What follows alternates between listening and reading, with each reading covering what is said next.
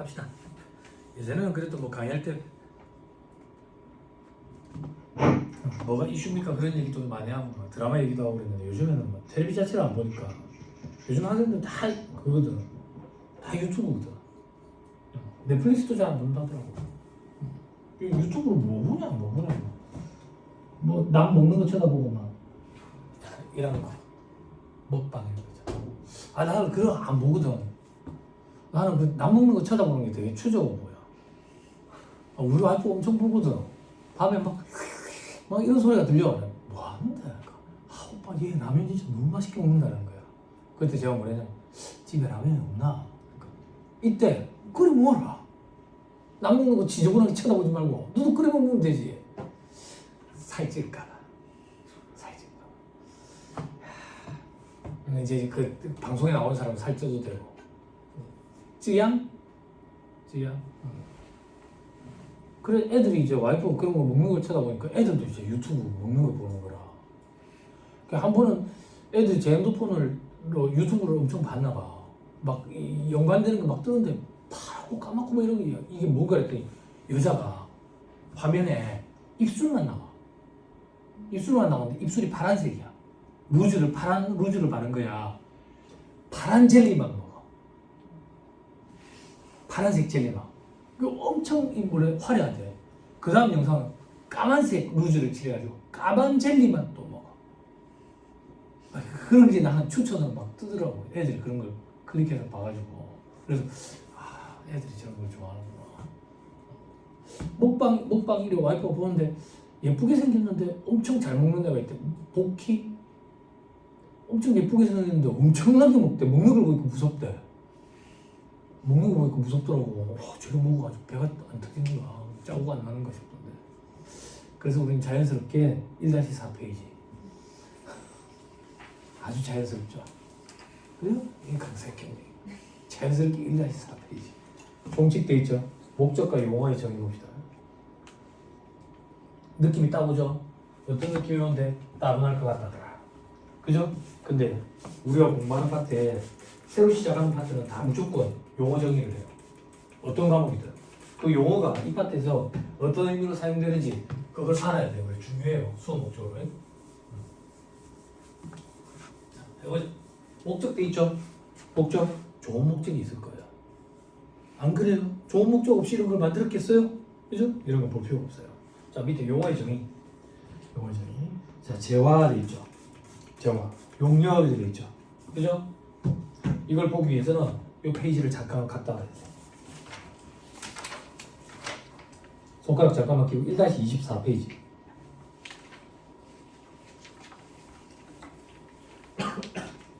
(1절) 제목이 뭐라고 되어 있어요? 소리 내서 읽어주세요.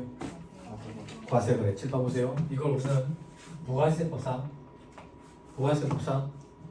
과세 대상 거래 이렇게 표현해요. 쓰지 마세요. 과세 대상 거래에 크게 세 가지가 있다고 되어 있게요.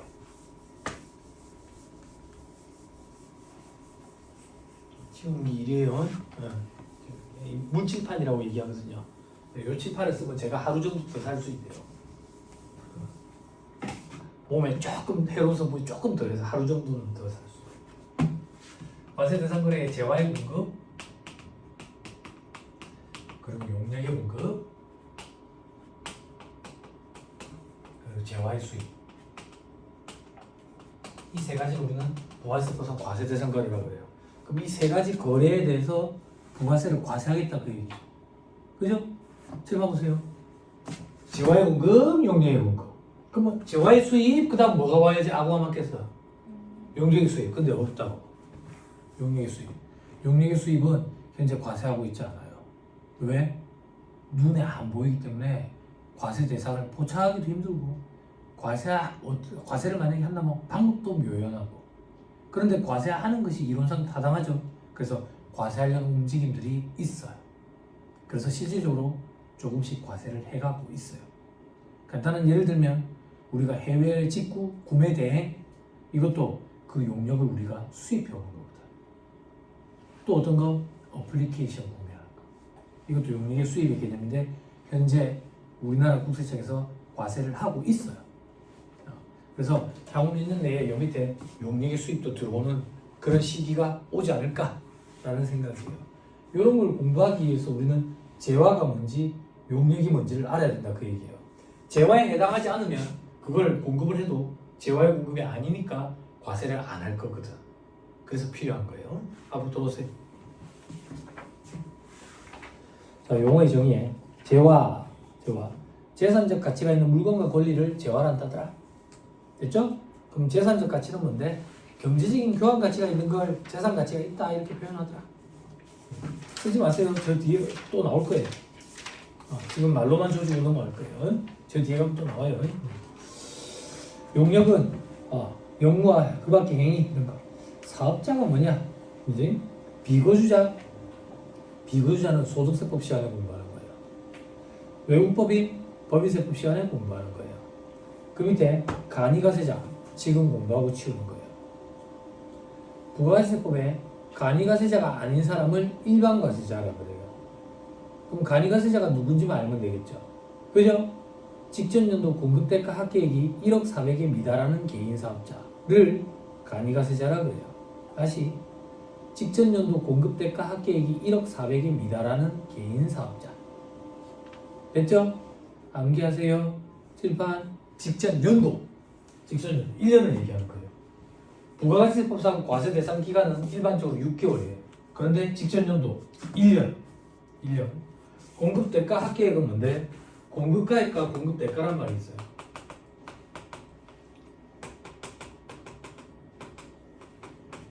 자, 물건이 10,000원이래.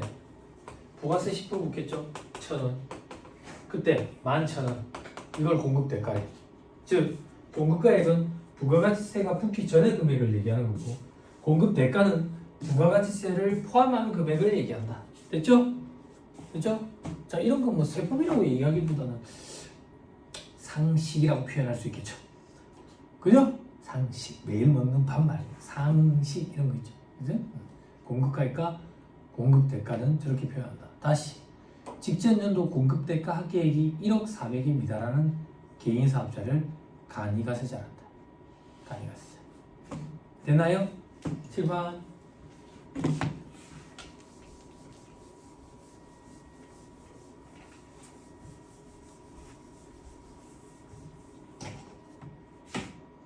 간이가세자가 과거에는 직전연도 공급대가 합계액이 4,800만 원에 미달하는 개인사업자를 말했거든. 그때 간이가세자 규정을 가지고 잠깐만 설명을 드려볼게. 그때는 직전연도 공급대가 합계액이 4,800만 원에 미달하는 개인사업자, 이런 사람들을 간이가세자라 했다고. 직전연도 공급대가 합계액이 4,800만 원 미달, 공급대가 합계액 주머니에 남은 소득을 얘기하는 게 아니라 물건 판 대금을 얘기하는 거야. 물건 판 대금이 4,800도 안 된다는 얘기는 경비 쓸 거 쓰고 지 주머니에 남은 소득은 얼마 되겠어? 몇몇 되도 안 하겠지. 이런 사람들이 어떤 사람들인데? 막살이 해야 되는 사람들이지. 세법에서 이렇게 얘기하는 거야. 치킨집이래. 누구 치킨집이 왜 장사가 안 되는데? 맛이 없으니까. 너는 치킨을 맛있게 튀기는 방법을 연구해라. 부가세 신고는 대충 간이로 하고, 그게 간이가세자. 됐나요? 아니 4,800만원치도 못 팔았으면 주머니에 얼마나 맞겠어. 막살하고 노가다 뛰는 게 안 맞겠어? 그치? 그래서 세법에서 그러는 거야. 치킨을 맛있게 튀기는 방법을 연구해라. 응?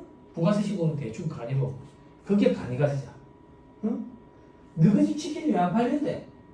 맛이 없으니까. 그럼 너희는 치킨을 맛있게 튀기는 방법을 연구해라. 소득세 신고는 대충 간편하게 하고, 이게 간편장부 대상자예요. 그래서 또라이 아니에요. 암기는 강력한 임팩트가 필요해요. 저는 밥 먹고 이런 생각만 하고 있는 사람. 밥 먹으면서 간편장부 대상자를 어떻게 생각할까? 밥 먹으면서 간이가세자를 어떻게 생각할까? 또라이는 아니에요. 또라이. 됐죠? 세상의 모든 걸 회계와 세법에 엮어야 돼. 또라이는 아니에요. 또라이가 뭔지는 알죠? 그죠? 돌 플러스 아이 아니에요? 돌 플러스 아이. 예전에는 도라이가 되게 멋있었어요. 영화의 주인공이 뭐 이랬었어요. 도라이 시리즈가 많았다고요. 네, 있어요. 러비더비 몰라요? 러비더비? 거기 제일 키 작은 애 있잖아요. 저 아빠 춤을 잘 추거든요. 아 몰라요. 이거 몰라요? 이거 머리에 쓰는 거 티아라 몰라요? 티아라? 뭐에 쓰는 거 티아라? 제일 키 작은 애 있잖아. 저 아빠 예전에 도라에몽거든. 아 몰라요? 몰라요? 전현무 몰라요? 티아라의 걔 몰라요? 전현무 딸이 나오잖아. 전현무이 예전에 도라이라는 영화. 아 몰라요? 제 계기를 이해하시려면 방대한 지식을 필요로 해요. 방대한 지식. 제가 개그를 쳤을 때 바로 웃는 사람이 있고 집에 가는 버스 안에서 터지는 사람이 있어요. 집에 가는 버스 안에서 저 자식이 아까 했던 얘기가 뭐지? 아 그 얘기였구나. 미친놈이네 진짜. 웃겨 미치겠네. 이랬던 여자가 저랑 같이 살고 있는 여자예요. 늦게 빵 터져가지고. 됐어요?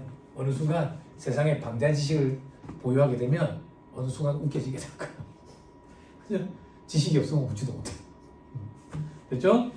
자, 4.8명을 미달하는 그런 개인사업자를 간이가세자라는데 국세청의 입장은 간이가세자라는 규정 자체가 납세자에게 혜택을 주는 규정이다라는 방향이에요. 그래서 이 혜택을 좀 더 폭넓게 적용해 주기 위해서 8천으로 바뀌었다가 현재 1억 400까지 바뀐 거예요. 네, 현재는 직전년도 공급된 가격이 1억 400만 원에 미달하는 개인사업자를 간이가세자라고 그래요.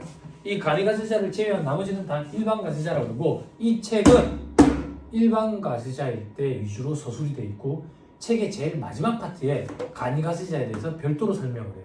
그러면 일반가세자의 유형으로 설명을 한다라고 생각을 하고 보면 돼요. 됐죠? 간이가세자는 책의 마지막 파트에서 한 번에 정리한다고. 됐습니다. 넘어갑니다. 납세의무자. 사업자와 재화를 수입하는 자 돼 있죠? 그죠? 자, 밑에 1번에 사업자. 시기는 들어갔어요. 여러분 끊어야 돼요. 사업 목적이 영리이든 비영리이든 관계없이 한번 끊고 사업상 한번 끊고 독립적으로 재화나 용료를 공급하는 자를 사업자란다. 됐죠? 암기하셔야 돼요. 왜 암기해야 되는데 2차 시험 때 서술형 답안을 쓸 때 사업자의 정의를 쓰시게 될 거예요. 이걸 어떻게 암기해 쓰지? 지금 쓰라는 얘기가 아니에요. 2차 시험 때. 그죠? 아직 멀었어요. 다음 주에 포기하고 안 오시는 분이 계실 수도 있고 종합반에 안 오실 분이 계실 수도 있고 떨어져가 안 오실 분이 계실 수도 있고 그죠? 모를 일이에요. 아니요. 스트레스 받을 필요 없어요. 그때 되면 다 하게 된다. 됐죠? 자, 영리 목적 유무 관계없이 자, 이 표현 때문에 개인사업자 영리법인은 물론이고 비영리법인 국가 지자체 조합도 납세 의무자에 해당한다. 부가세 신고 납부 의무가 있다 그 얘기예요. 법인세법은 참고로 국가나 지자체, 지자체 조합은 비과세법인, 법인세를 과세하지 않아요. 그래서 법끼리도 좀 달라요. 취급할 때 부가지세법은 국가나 지자체, 지자체 조합을 납세 의무자에 포함시키고 있다. 왜? 영리 목적 유무 불문하기 때문에. 됐죠? 자, 그 다음 사업상. 사업 목적이 있어야 된다 그 얘기야. 그러면 세법에서는 사업 목적이 있고 그걸 어떻게 따질 건데 계속 반복성을 띄면 사업 목적이 있는 거지. 일시적으로 한 거면 사업성이 없다 이렇게 본다고. 됐죠? 그래서 예를 들어서 농민이 농지 확장 등에서 생긴 토사석을 일시적으로 판매한대. 농민은 농사 짓는 사람이지 농지에서 발생된 흙이나 돌을 팔아가지고 먹고 사는 사람이 아니라고. 그럼 일시적으로 이런 일이 생길 수는 있겠지. 일시적으로 이렇게 생긴 일은 사업성을 띠지 않으니까 부가세를 과세하지 않겠다는 얘기예요. 되나요? 됐어요? 그죠? 자, 그래서 간단한 예를 들면 요즘에도 그런 거 하는지 모르겠다. 너가 얘기해 줘야 된다. 너 옥션 이런 거 해봤냐? 안 해봤어. 예전에는 그게 막 한참 인기였거든. 지난 끼나마도 다 하고 그랬거든. 나 안 해봤는데 우리가 옥션을 경매를 하며 부가세가 과세가 안 되는 이유는 우리는 일반 개인이라서 그래요. 그걸 사업성을 띠고 계속 반복성을 띠면서 하는 사람들은 사업자라서 부가세 납세 의무가 생겨요. 해봤어요 그런 거? 옥션 이런 거? 안 해봤어. 한참 막 텔레비 선전도 많이 하고 그랬잖아. 그죠? 망했나요? 아직도 있어요? 없어요? 말하기 싫어요? 제가 이방 방장인 거 몰라요? 그죠? 저는 카카오톡이랑 좀 달라요. 강퇴도 시킬 수 있어요. 대답 안 하면 강태예요, 강태. 그죠? 안 물어봤는데 대답하면 강태예요, 또. 안 물어봤는데 자꾸 혼자서 얘기하는 사람들이 있어요. 강태예요, 강태. 네? 카카오톡은 내 자발적으로 나가도 자꾸 불러드리더라. 그거 참 피곤하더라. 나가면 얘가 불러드리고, 나가면 제가 불러드리고, 막 이렇게. 그래서 와이프가 가르쳐주더라고. 무음이라는 게 있더라. 무음. 그러면 이제 안 떠. 안 떠. 그러니까 나중에 보면 막 100 플러스 막 이렇게 있어. 100 플러스. 그러면 이제 남자끼리 모여가지고 무슨 카톡을 많이 해. 남자끼리 무슨 카톡을 그래 많이 해. 그지?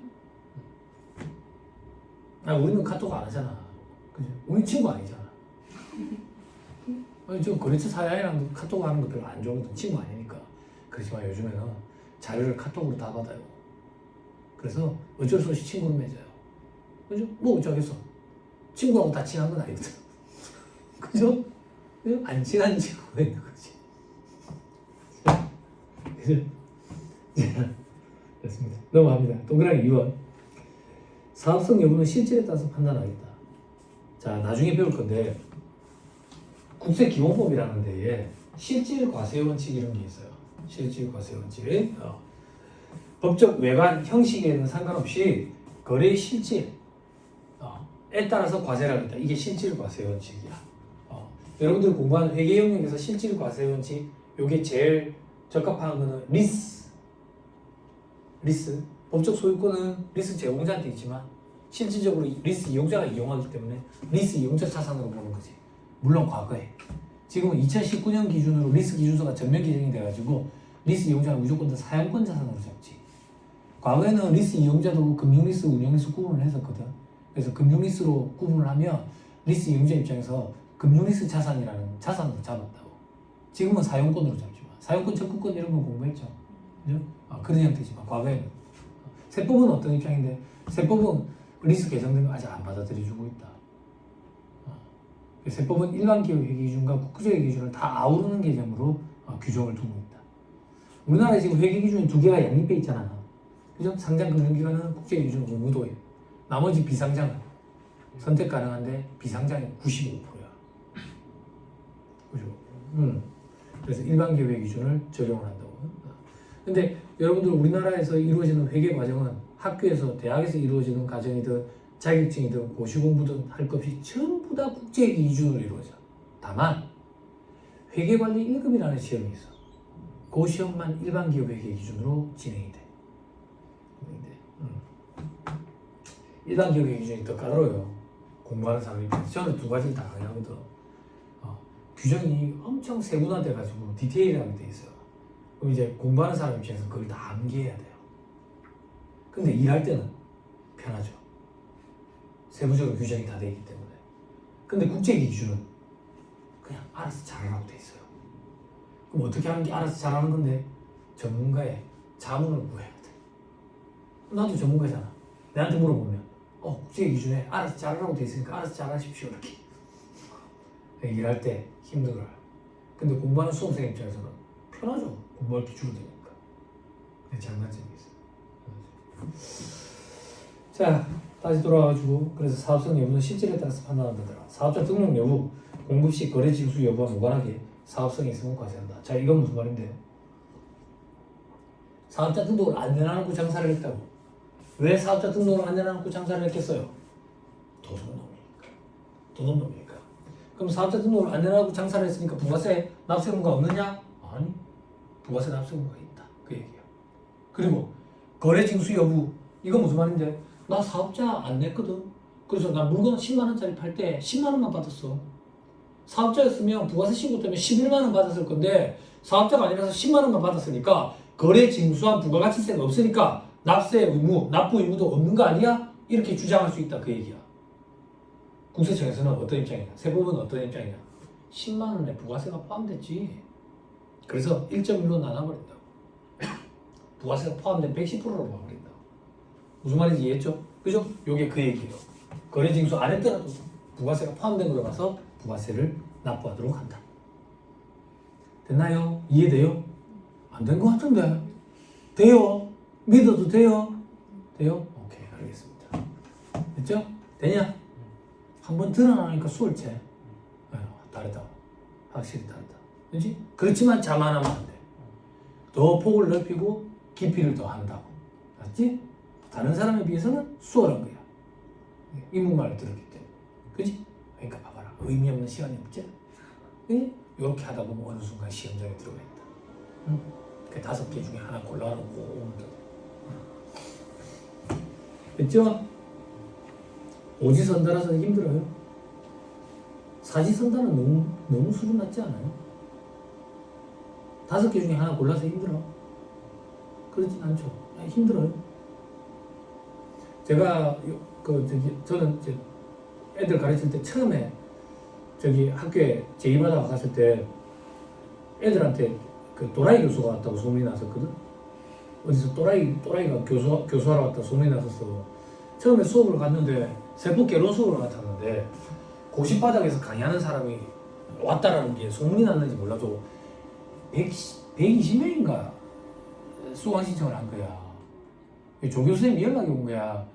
50명이 넘었는데 그 수강 신청하는 애들이 교수님 어떻게 할까요? 50명으로 막을까요? 아니면 더 받아도 될까요? 그러더라고. 애들 졸업해야 되는데 학점 이수해야 되는데 더 받아주세요. 열어놔주세요. 그랬다고. 열어놔주세요. 그 얘기를 했는데 120명이 신청을 한 거야. 120명. 그 100명 들어가는 교실에서 끼어앉아가지고 수업을 했다고. 수업을. 그런데 그 중에 반이 외국인이야.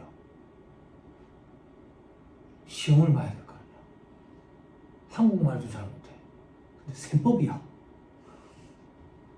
외국인들은 한국말을 잘 못하니까 점수를 더 줘? 그런 게 어딨어. 어학연수야 이게? 아니잖아.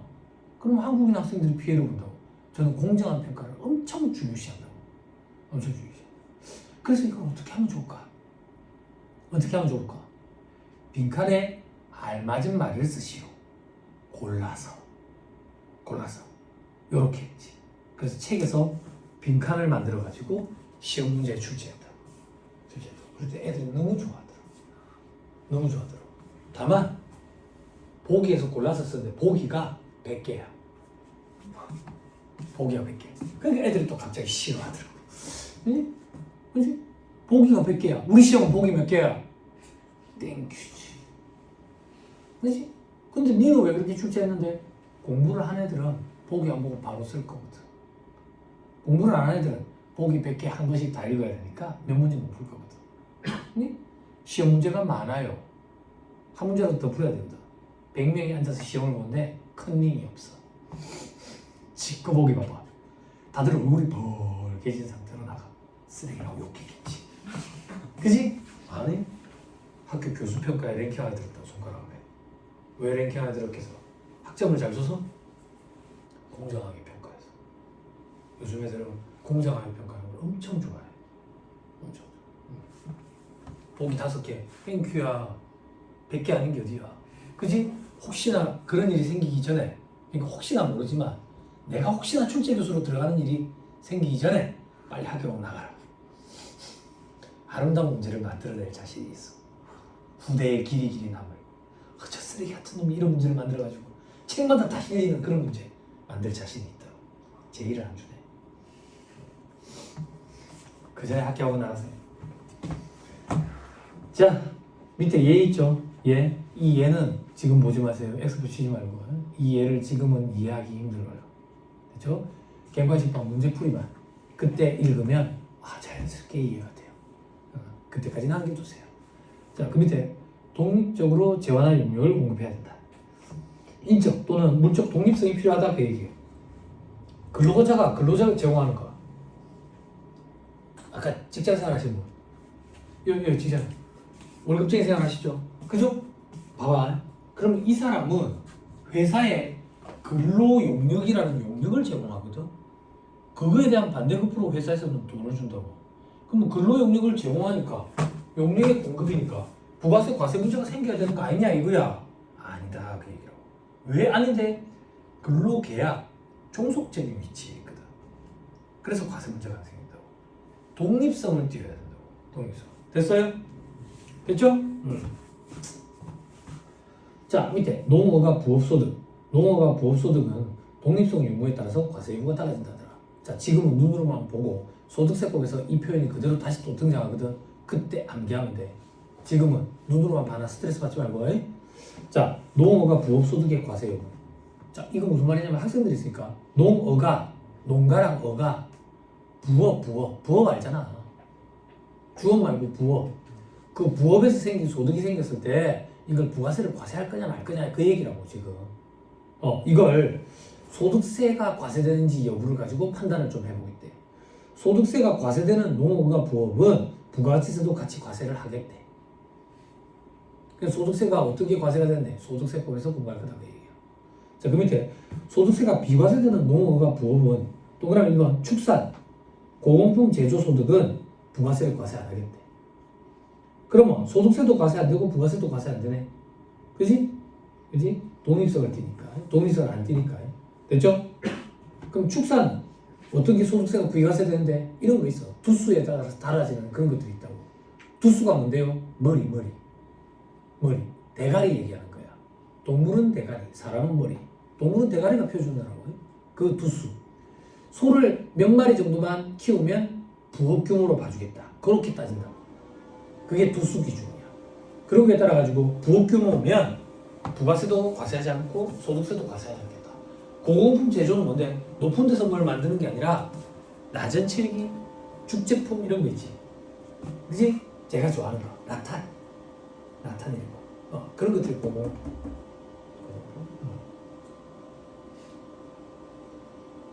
그 밑에 민박, 음식물 판매, 특산물 제조, 전통차 제조, 그 밖에 이와 유사한 활동 이런 거는 소득세는 비과세 되지만 부가세는 과세하겠대. 됐나요? 뭐 하나만 예를 들까? 민박. 여러분들 농어촌 민박 이런 거 있죠. 농어촌 민박은 저기 소득세는 비과세돼요. 부가세만 신고하고. 그죠? 그래서 국세청에서 몇 년 전에 전수조사 한번 했죠. 농어촌 민박인데 알고 봤더니 농어촌 민박으로 허가를 내놨는데 알고 봤더니 초호화 펜션인 거예요. 초호화 펜션.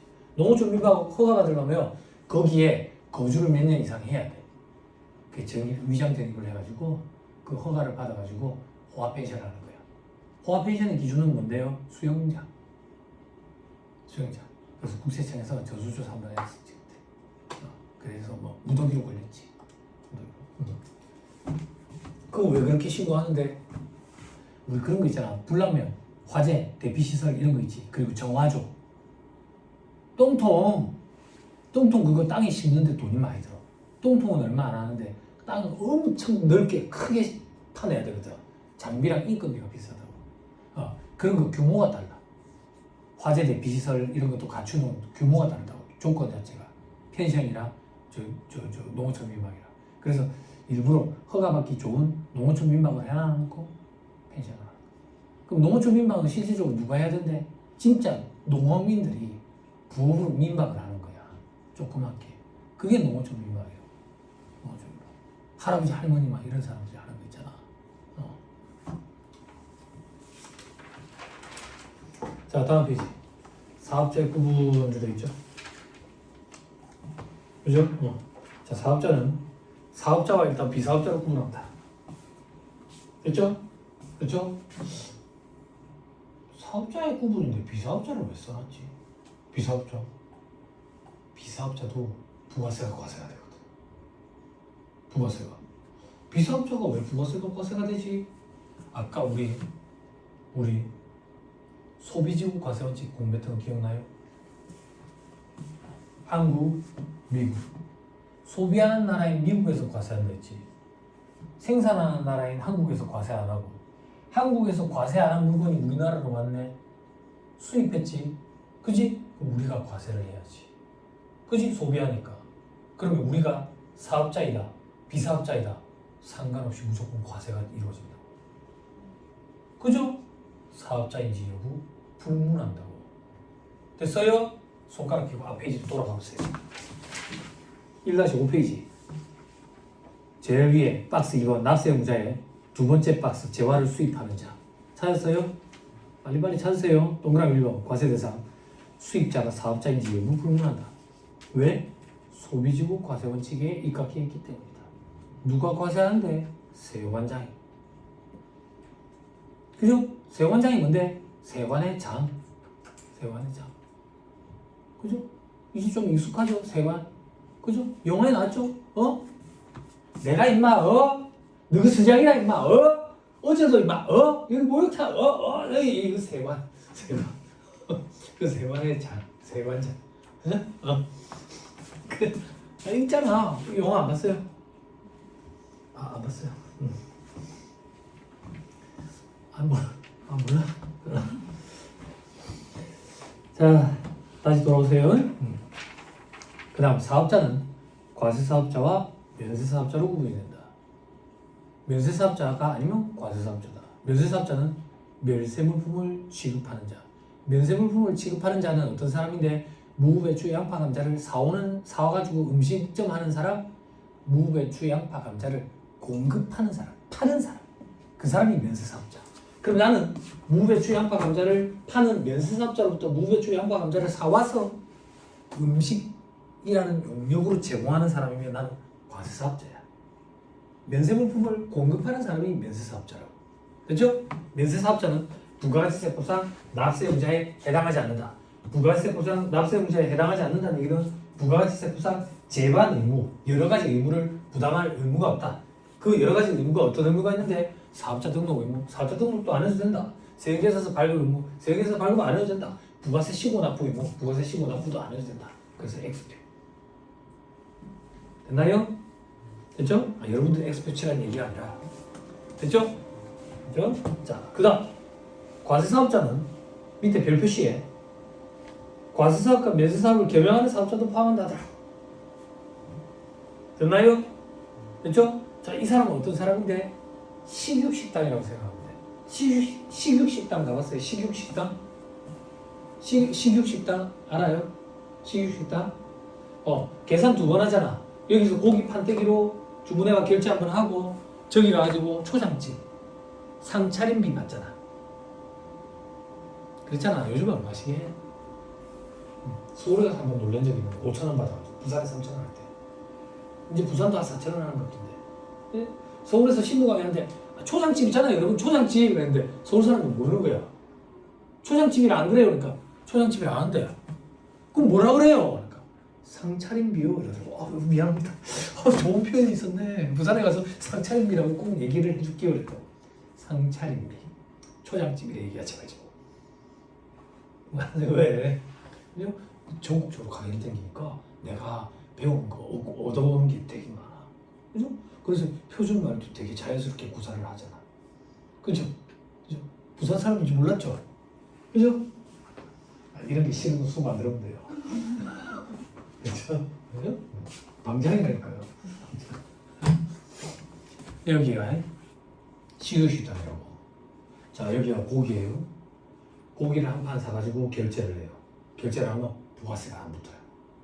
식용으로 제공되는 농축수 임산물로서 미가공품, 축산물 들어간다고. 그럼 여기는 면세인 거야. 이제 상차림비 받아. 29만 하면은 카드 긁으면 부가세가 붙는다고. 과세라고.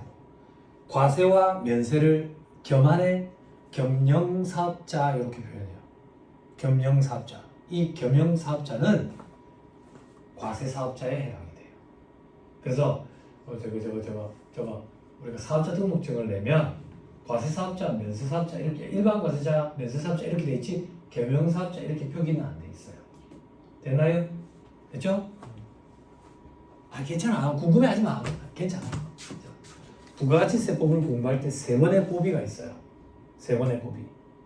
영세율, 겸용사업자, 가산세 이렇게 3번의 고비가 있다고.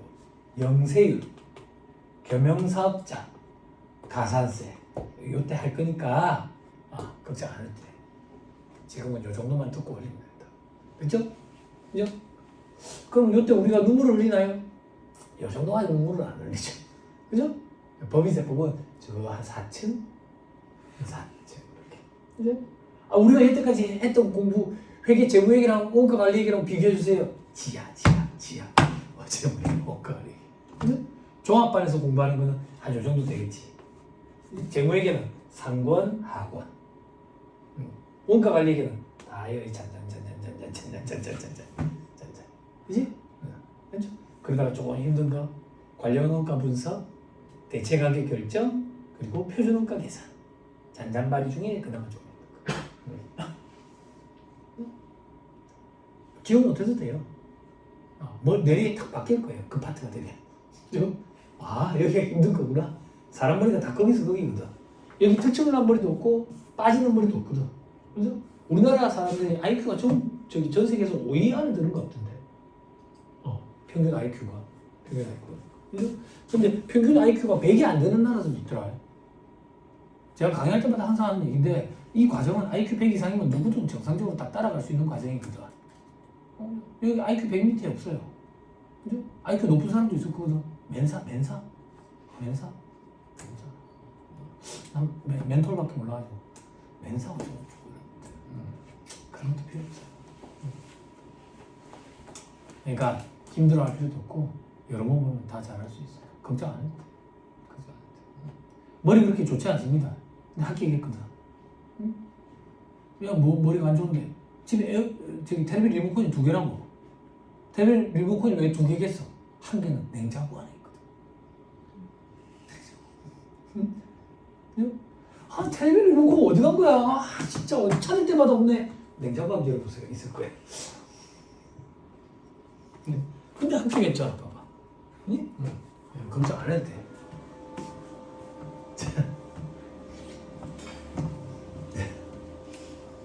리모컨 자꾸 많아지죠. 텔레비전 리모컨은 원래 자꾸 많아지는 게 맞는 것 같아. 자꾸 물티슈도 따라하는 게 점점 많아지죠. 자, 다시 돌아옵니다.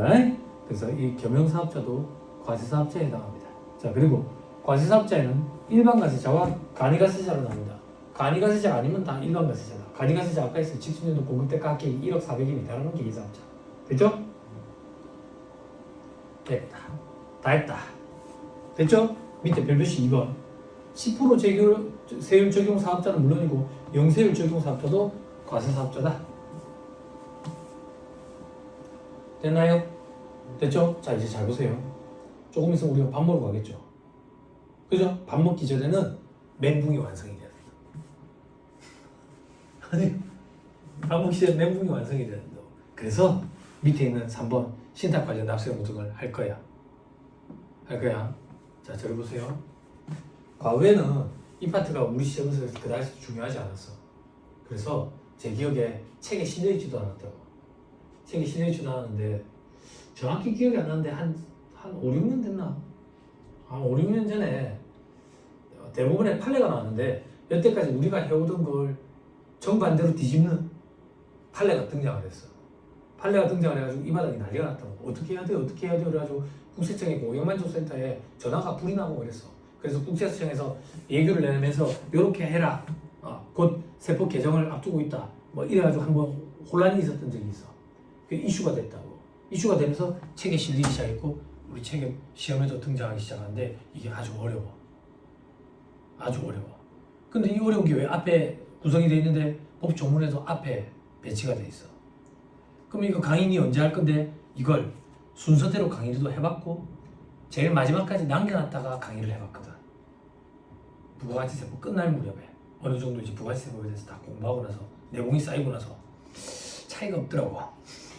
그래서 그냥 순서대로 할 거야. 순서대로. 근데 이걸 강의하고 나면 아마 점심 먹을 때 절식으로해서 요거 밥을 먹게 될 거야. 쓰레기 같은 무슨 말인지 이해를 못하겠대. 제가 쓰레기라서 그런 게 아니라 원래요. 어려워. 그지? 대신에 누군가에는 하지 말고. 그지? 너무 우리 아깝다. 우리에게 퇴직급여 충당금, 대손 충당금이 있으니까 그때를 대비해서 눈물을 아껴놔야 돼. 그때는 막 뻥뻥 쏟아진다.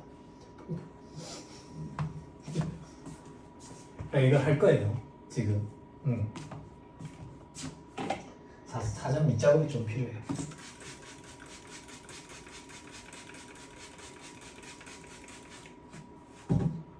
되게 생소하죠. 물을 뿌려서 닦으니까 그죠? 신기하죠? 판서가 자꾸 안 좋아집니다. 일반 풀필스는 칠판에 쓰다가 문 칠판에 쓰다가 대학에 가면 또 보드마크 하거든.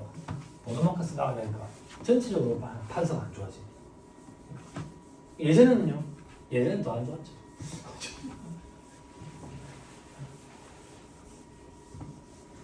이것도 파지법이 있거든. 분필 잡는 것도. 손가락 파지법이라는 게 있어. 인터넷에 오고 있어. 연필 잡듯이 잡는 방법이 있고, 쥐공 잡듯이 잡는 방법이 있고, 막 이렇거든. 그래가지고 나도 나름대로 파지법이 있는데, 이걸 끼워 버리니까 또 이제 또 이상해지는 거지. 그래서 대충 쓰는 거. 그리고 또 한참 또 전자칠판으로 한다. 그러니까, 코로나 터졌을 때 애들 강의해야 될 때, 전자칠판에다가 또 했거든. 촬영해야 되니까. 자, 신탁 관련 학생 먼저 칠판 보세요. 회계 얘기부터 합시다. 여러분들 저희 고객과의 계약에서 생기는 수익 파트 공부했죠? 수익, 그죠? 나. 그때 위탁 매매 공부했어요? 위탁 거래, 나. 내가 뭐 판매하는 사람인데 컴퓨터 판매하는 사람이야. 용산 전자상가에서 컴퓨터 떼왔다고. 판매하려고 보니까 좀 귀찮아. 그래서 수수료 줄 테니까 너가 좀 대신 좀 팔아줘. 누구한테? 디켓몬스터한테. 팀원 아시죠? 쿠팡 다 알죠? 쿠팡 아니 독점은 안 돼. 독점 안 되거든. 그래서 다른 거 얘기하고 싶은데 위메프 할까?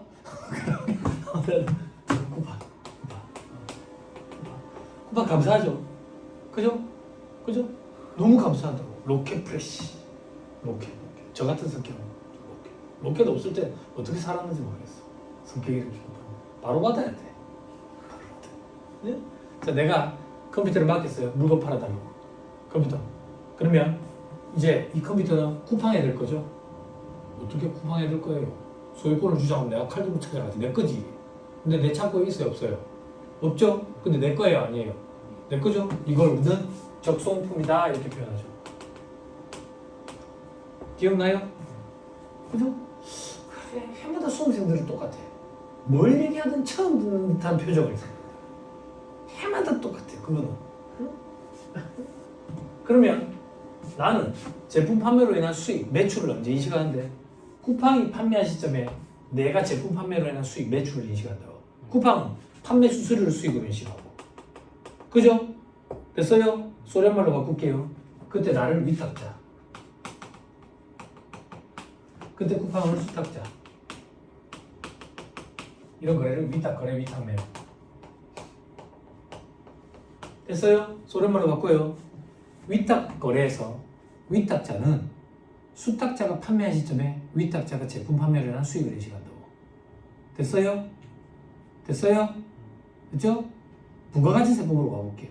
부가가치세법은 공급시기라는 게 굉장히 중요해요. 세금에서 발급시기가 되거든, 원칙적으로는.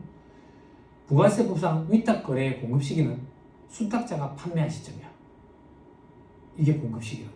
그러면 회계랑 부가가치세법이랑 똑같네? 여기까지 됐어요? 됐나요? 그런데 내가 요번에 맡기는 게 컴퓨터가 아니에요. 뭘 맡기는데? 부동산을 맡겨요. 부동산을 왜 맡기는데? 내가 부동산 부자예요.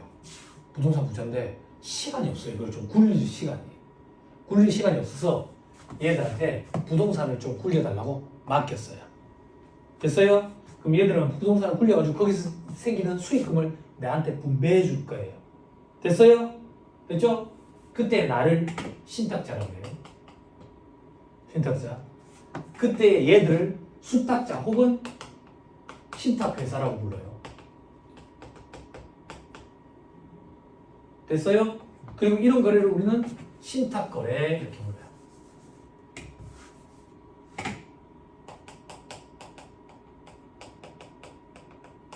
됩니까? 돼요? 됐어요? 그러면 수탁자들, 신탁회사는 이걸 굴려가지고 수익금을 내한테 분배해 줄 거라고. 그지? 혹은 내 자식한테 분배해 줄 거라고. 왜? 내가 내 자식한테 분배해 주라 했어. 그때 내 자식을 뭐라고 부르는데? 수익자 이렇게 부른다고. 그러면 신탁자한테 주거나 아니면 수익자한테 주겠지.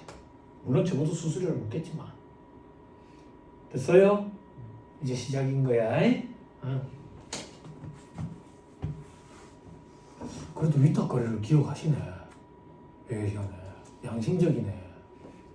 작년까지도 수험생들이 양심적이지 않더라고. 나는 그런 거 되게 싫어하거든. 뭐 자꾸 안 배웠대요.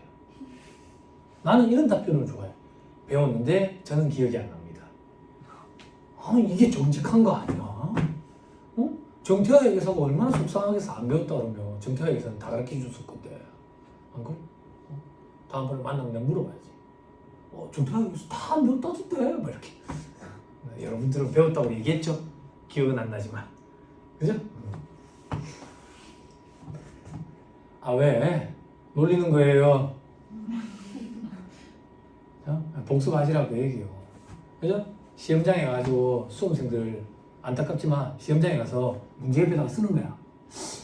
어제는 풀렸는데 오늘은 안 풀리네 이렇게. 문제협에 출제 교수님들이 아무도 쳐다보지 않아. 우리는 안타깝게도 OMR 과학 마크 판독기가 채점을 한다고. 그죠? 그죠? 그런 거 우리는 핑계라고 얘기하는 거예요. 내가 수업 시간에 많이 물어보거든요. 그럼 대답을 못해요. 뭐라 하면 그런다고. 어제 복습했는데 갑자기 물어보시니까 당황해가지고 생각이 안 났습니다. 답안지에 그렇게 쓰면 된다니까.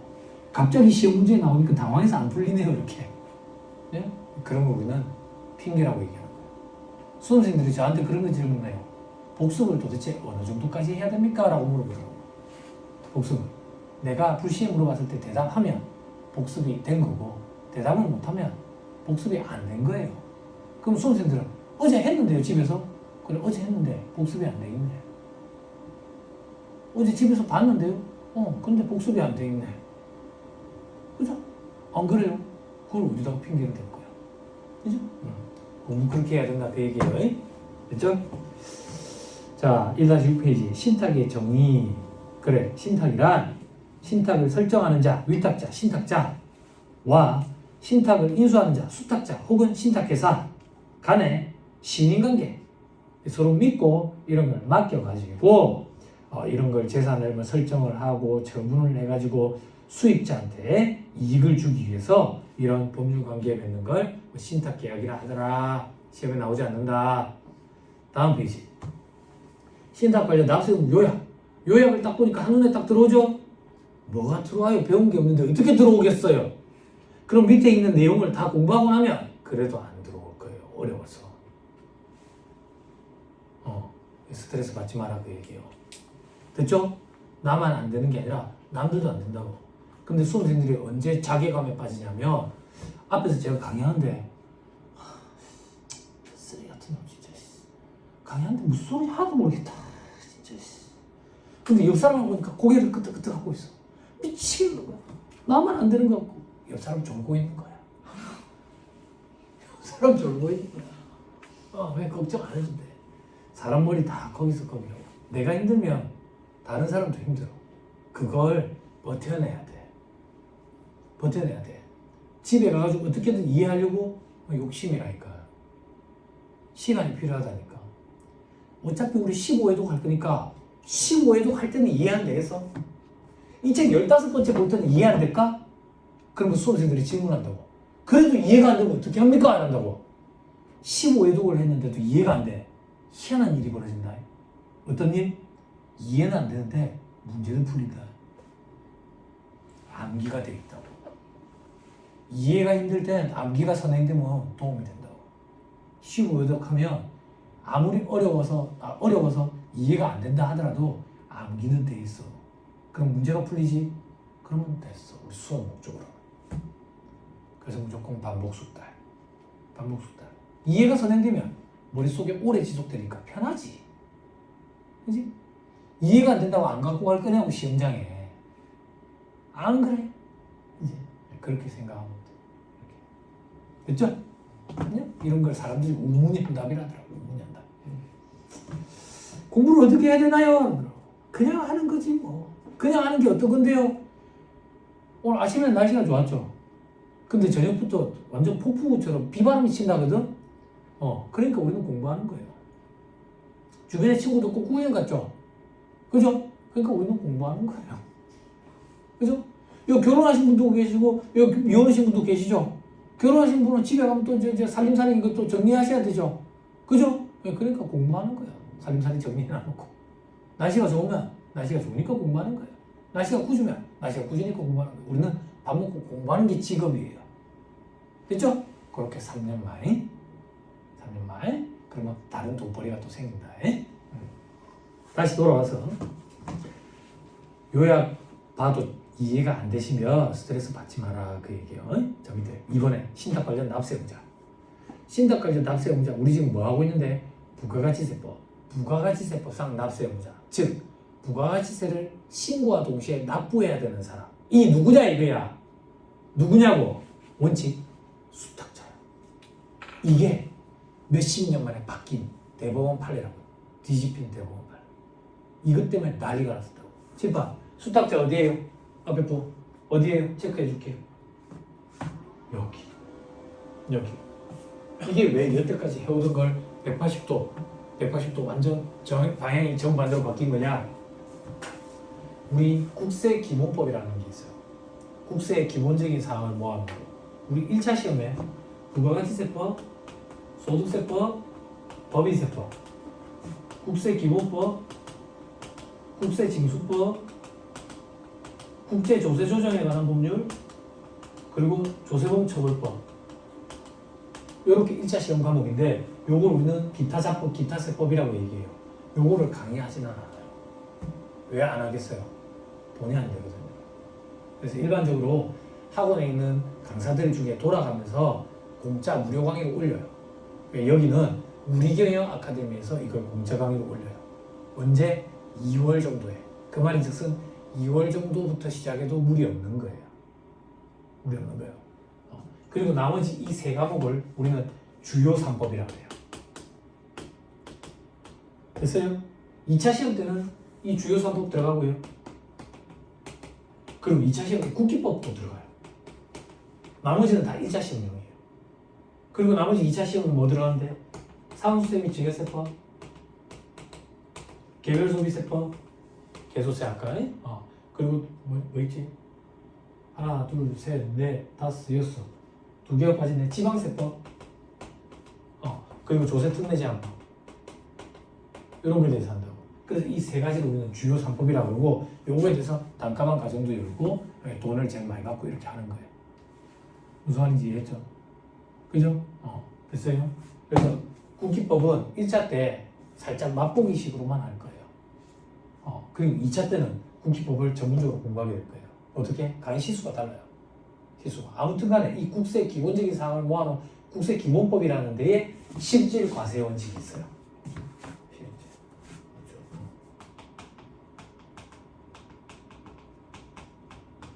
실질 과세 원칙이 뭔데? 아까 얘기했잖아. 법적 외관이나 형식은 상관없다고. 실질에 따라서 과세하겠다고. 그래서 여러분들이 공부한 회계를 가지고 예를 들면 요걸 했지. 리스.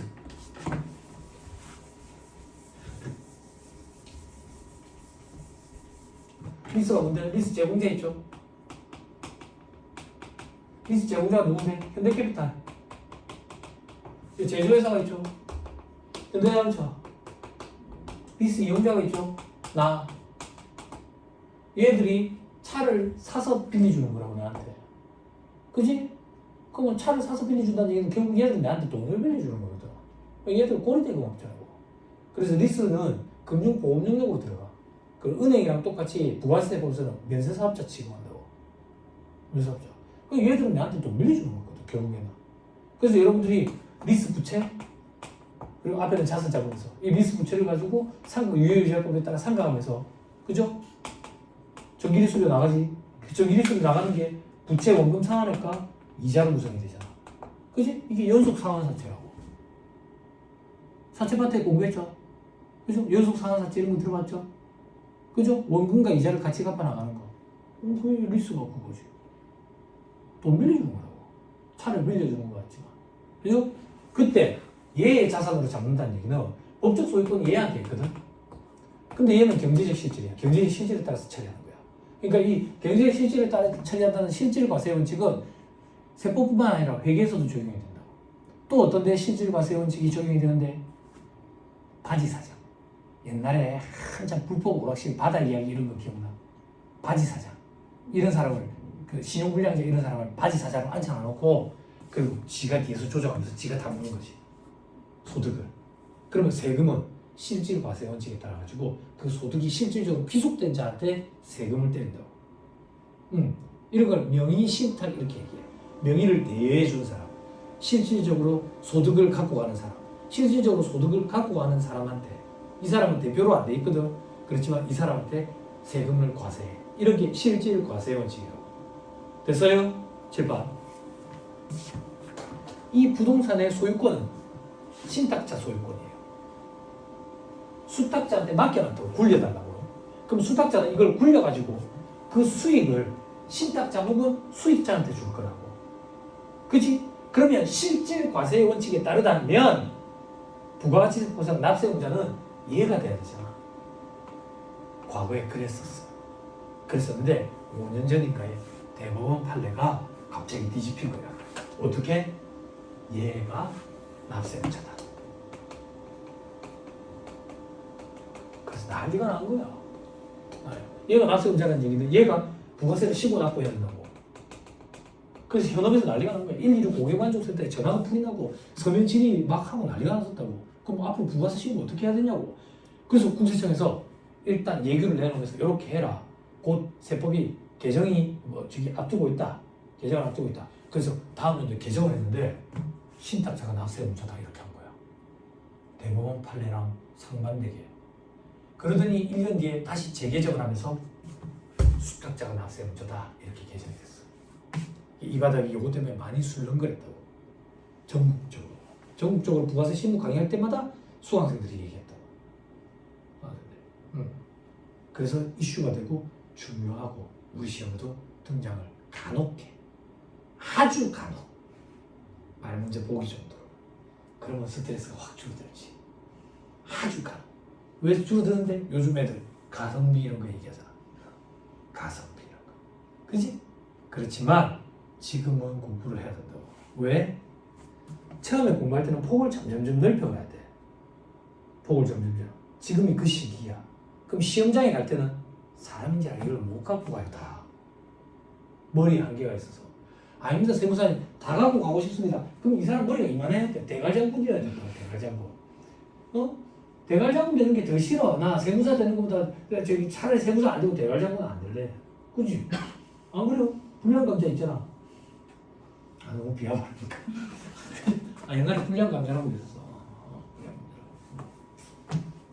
아무튼 그랬어. 사람이 못 갖고 가요. 그럼 다시 갖고 갈 수 있는 걸로 폭을 좁혀가야 돼. 근데 지금은 폭을 넓히면서 공부할 때라고. 그러니까 요만큼만 갖고 갈 거니까 요만큼만 공부해야지 이렇게 하면 안 된다 그 얘기야. 무슨 말인지 이해했죠? 그죠? 왜? 1차 시험만 목적으로 하면 안 되니까 우리는. 1차 시험 100번 합격하면 그냥 그대로 죽는 거예요. 그죠? 어디 가가지고 나 세무사 1차 시험 100번 합격했다. 그럼 사람들이 그런다고. 관종이네 관종. 관심종자네 관심종자. 저러다 죽겠네. 김단 중전자고. 네? 2차 시험까지 합격해야 세무사 합격증이 나온다. 네? 그래서 이게 뒤바뀌어 버렸어요 그때. 뒤바뀌어 버렸다고. 됐죠? 그럼 납세공자는 이제 수탁자예요. 수탁자. 지금 아마 초심자라 가지고 힘드시겠지만 그때 대법원 판례문을 내가 조금 읽어봤거든. 대법원 판례문 조금 읽어봤는데 조금만 유화시켜서 소개해드려볼게. 제가 그 판례문 읽고 소름이 돋았어. 어떤 소름이 돋았냐면 이 대법관의 머리가 너무 부럽더라고. 판례문을 읽는데 와 진짜 머리 좋구나. 정말 뛰어난 사람이구나. 천재적인 머리를 갖고 있구나. 이런 생각이 들었어. 제가 고등학교 때 3년 내내 짝이 똑같았는데 이 짝이 서울대 법대 가서 지금 판사하고 있거든. 그래서 요번에 명지에 내려와 있어. 명지에. 이 3년 내내 짝 하면서 이제 지는 이제 서울대 법대 가고 나는 어디 법대 가서 같이 사법고시 준비하자 막 이래 했었는데 수능을 망쳤어. 근데 고3 때 몸이 많이 아팠어. 예민해가지고. 재수는 못하겠더라고. 그래서 이제 대학 때 사춘기가 왔어. 원하던 대학이 아니어가지고. 그래서 학교 적응하는데 좀 오래 걸렸다. 적응하는데 오래 걸린 게 아니라 졸업할 때까지 결국엔 적응을 못했지. 학교 다닐 때 교수님들한테 불려가지고 요거도 못 보였다. 공부 안 한다고. 고시 공부 안 하는데 하지도 않고 막 이런다고. 그랬었는데 친구가 3년 내내 짝이었던 친구가 판사가 됐다는 소리를 들었는데 와, 그 기분 묘하더라. 기분 묘하더라. 막 여기가 대리만족 있잖아. 제일 친했던 친구가 학교가 나니까 대리만족이 느껴지잖아. 아, 연락이 안 되지. 연락이 왜 안 되는데? 쟤는 이제 거의 이제 오춘기가 와가지고 그러고 있지. 그래 그 당시 제가 경남 통영에 가가지고 도로 확장하는데 노가다 했었거든. 돈 벌려고. 노가다 왜냐면 중국 가고 싶어가지고. 중국에 유학 가고 싶어가지고. 그때 제가 영어 문법 강의를 조금 했었어. 중고등학생들 성문 기본, 성문 종합 이거가지고. 그래가지고 300만 원 모아놓은 게 있었는데 그걸로 이제 부족하니까 노가다 하러 갔지. 노가다로 가는데 철거 현장이야. 도로를 확장하니까 상가들 철거하는데 여기 상가 철거하는지 모르고 내 소지품 그거 넣어놨거든. 그 철거를 해버리니까 이제 그 잔에 이제 묻혀버린 거지, 핸드폰이랑 다. 그래 이제 연락이 두절됐지. 그때부터 연락이 두절됐는데 제가 여기 강의가 많다 보니까 너무 피곤해서 와이프가 내 옆에 아파트 살자 이러는 거야. 강의 끝마치고 바로 집에 와서 자게. 그래 여기 아파트 사는데 입주민 중에 한 명이 고등학교 때 친구인 거야. 그러더니 야 병아야 네 예전에 누구랑 친했잖아. 연락하나? 연락 두절된 지 오래됐는데. 그러니까 아 판사 됐던데? 유명하던데? 이러는 거야. 왜? 그러니까 아 형이 이혼수는 판결 냈다던데? 이러는 거야. 아 그래? 연락해봐. 이러고. 연락처를 모르는데 어떻게 연락을 하는 거야. 근데 유명하다고? 인터넷에 나오지 않을까? 싶어 네이버에 쳤어. 네이버에 쳤더니 저기 성남지원에 있다라고 툭 뜨더라고. 너무 반가운 마음에 성남지원 법원에 전화를 했잖아 내가. 법원에 전화해가지고 무슨 판사님 계시냐고 하니까 아 어떻게 되시냐고. 친구인데요. 친구인데 전화 좀 돌려달라. 혹은 연락처 좀 받을 수 있을까요? 그러니까 안 된다는 거야. 그래 생각이 짧았네. 그래 당연히 안 되겠지. 당연히 안 되겠지. 그래서 그러면 제가 부탁 하나 드려도 될까요? 그러니까 어떻게 해요? 그러니까 쪽지 하나만 건네주세요. 그러니까 쪽지 뭐라고 건네드릴까요? 그래, 장병호라고 합니다. 이렇게 그때 바로 전화가 온 거야. 바로 전화 가지고 오랜만이라고 어떻게 살았냐고. 그래서 야 대리만족 느낀다. 그랬더니 뭐 하냐고 했더라고. 나 찌질한 세무사하고 있다니까. 축하한다고. 그거 공부하기 쉽지 않다던데 이러는 거야. 야 판사가 할 소리 다 있지. 판사가 할 소리. 근데 친구가 그러는 거야. 직장 그만두고 공부하기 힘든데 고생했다고. 그래서 한 번 안 내려오냐? 내려오자니까 명절 때도 내려오기 힘들대. 그 정도로 바쁘대. 근데 명지에 내려온 거야. 발령이 나가지고. 그래서 한번 보자 연락한 게 지난번에 또 무사했대. 한번 보자. 그 정도로 바쁜 거. 이제는 명절 때 올라가고 싶은 거야. 와이프랑 애 있으니까. 그렇다. 그래서 제가 그때 그런 생각이 들더라고. 와, 그래 내가 학창시절 때 고3 3학년 내내 짝을 봤을 때 이 친구는 제가 단 한 번도 의심한 적이 없어요. 뭐를? 그냥 얘도 그냥 서울대 가래요. 달라. 그냥 달라. 공부하는 것도 다르고 흉내를 내봤는데 안 돼 잘. 그때는 전국 모의고사 볼 때거든. 40만 명 정도. 전국 400등이래 하니까. 전국 400등. 그래가지고 서울대 법대를 갔어. 의심해본 적도 없고. 그랬는데 대법관 판례문을 읽는데 와, 내 친구가 생각이 나더라고. 이렇게 똑똑한 사람들이구나. 너무 부럽더라고. 그 판례문을 조금만 소개해줄게. 판례문. 원고랑 피고가 붙었을 거 아니야. 원고는 누구냐면 국세청이야. 국세청이라고. 국세청은 이 사람한테 과세를 했다고. 과세를. 국세청이 뭐라고 과세했냐면 실질 과세의 원칙을 갖다 대면서 여기에 과세를 했다. 과세를. 그런데 대법원의 판례문이 뭐라고 되어 있냐면 실질의 법적 외관이나 형식은 관계없고 거래의 실질에 따라서 과세하는 거. 실질적으로 소득이 귀속된 자에 대해서 과세하는 거. 그게 실질 과세의 원칙이라는 거. 우리도 모르는 바가 아니다. 그렇지만 부가가치세는 다르다. 부가가치세는 왜 다른데? 법인세, 소득세.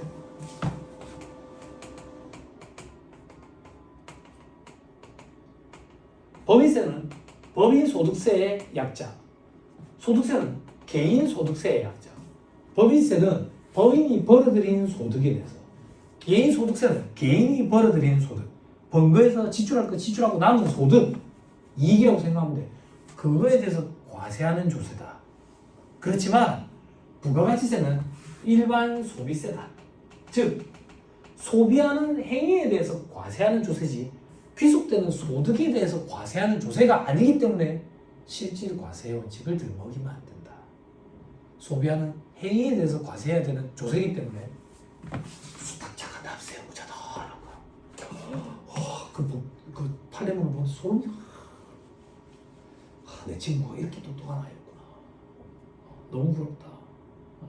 그런 생각이 들었어요. 그래서 저 판례문이 나오면서 이 바닥이 180도 뒤집힌 거예요. 이제 원칙적으로 납세 의무자는 수탁자예요. 수탁자. 예외적으로 위탁자가 납세 의무자가 되는 경우가 있어요. 됐어요? 자연스럽게 밥 먹고 갑시다. 물론 따로따로. 그럼 식사하시고 하시죠.